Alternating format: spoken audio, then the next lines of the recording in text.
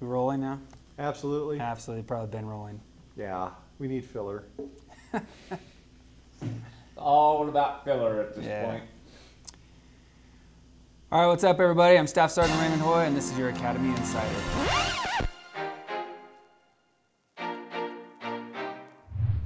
I know it's been a little bit since we've been on doing this. All right, I know it's been a little bit of. Let me set that out. This just sounds stupid. Which part?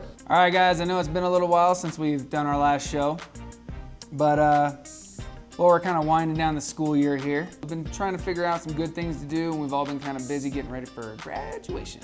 May 25th, your class of 2011 will head out them gates into the big wide Air Force. Depart the fix. Well, at least it was a pilot thing when I was in a fighter squadron, which was... It was a long time ago.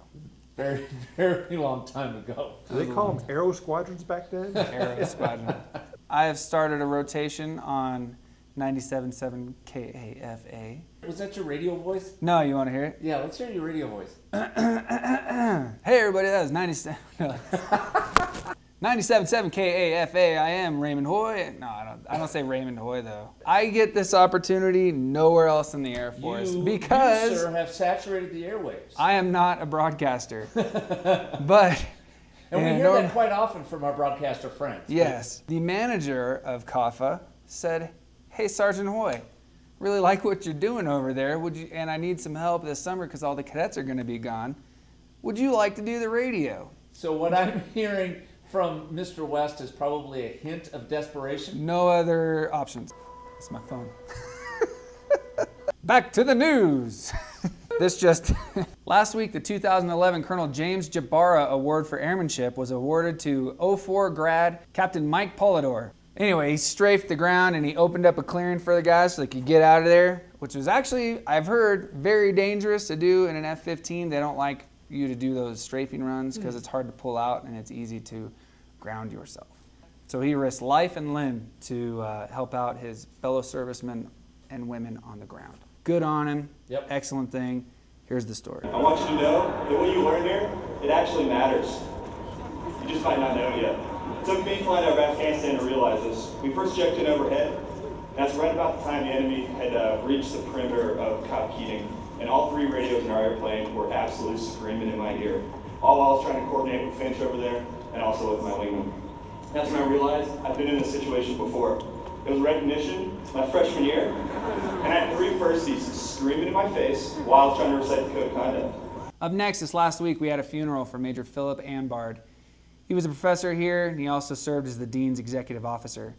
Major Ambard was killed alongside 8 others at the Kabul International Airport. Today, what we want to do is try to bring to life an amazing man who served here at the Academy, who was a great colleague, a tremendous mentor, who exemplified integrity, service, and excellence for our cadets, but for each one of us as well.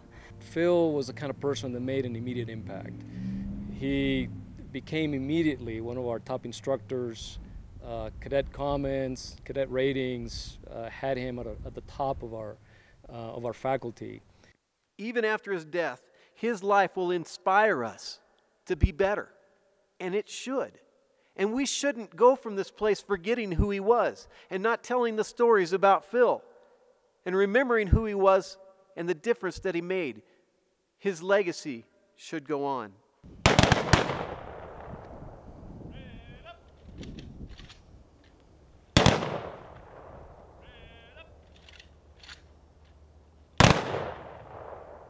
Our hearts go out to the friends and family of Major Ambard.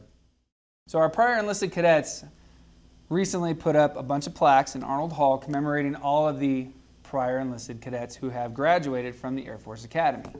There was an individual named Captain Dan Lawrence. He was a Bronze Star recipient, helicopter pilot in Afghanistan. He was our military trainer at the prep school when we first went. He was prior enlisted, he was a preppy, and he pulled us all aside. And he said, "This is the first and last time that I'm going to segregate you from the group." And he said, "I want to let you know you're no better than your classmates. You were not brought here because you're better. You were brought here because you're different." We're not better at all. We're all equal, and we were brought to this place simply because we were different, and we have something different to offer the Academy. I think the enlisted folks are just one more element of the diversity that we have here at the Academy. They bring unique experiences, and then even within the enlisted corps that do come to the Academy, they come from many different AFSCs, and from each of those unique AFSCs also bring a unique perspective and unique experience to the Academy to be able to share with their classmates, their upperclassmen, and even their AOCs who can always learn something, as I am an AOC learning from my cadets. An excellent sentiment from the cadets, and I think a good acknowledgement to the enlisted corps. Yeah. Awesome. Okay, up next we have everybody's favorite segment, A Long Ago History. Hi, I'm Jack Anthony, and we're going to learn about the long ago history of the Air Force Academy Reservation. Did you know there's a pioneer cabin in Douglas Valley? Yes, there is. It's right west of the Auto Hobby Shop. This cabin was built by William A. Burgess in 1875. There, he and his wife Adeline and 5 children lived in the late 1800s. He had an orchard, he cut logs for the railroad. William A. Burgess was quite the rugged pioneer. The Pioneer Cabin exists today, and it's available for you to visit. So go see a bit of the Air Force Academy past by visiting the Pioneer Cabin in Douglas Valley. All right, so an interesting little piece on Burgess Cabin, which is located behind the Auto Hobby Shop. Still, anybody can go check it out and maybe you'll peek in the windows. All right, guys, that's pretty much our show this week. We're not going to have another show until after graduation. We're going to have a little graduation show, which is pretty much just going to talk about graduation, hence the name. This year's guest speaker is going to be the Secretary of the Air Force, Michael Donnelly. Following our graduation show, it'll probably be our last show for most of the summer. We might have a little show in between. The problem is there's not a lot of cadets around, not a ton of things going on. We got in processing Beast 1, Beast 2, which is out of Jack's. So we might have some other things, but we're not going to have regular shows, weekly shows. This is my point. We haven't had regular weekly shows for 2 months. Negative Nancy over here.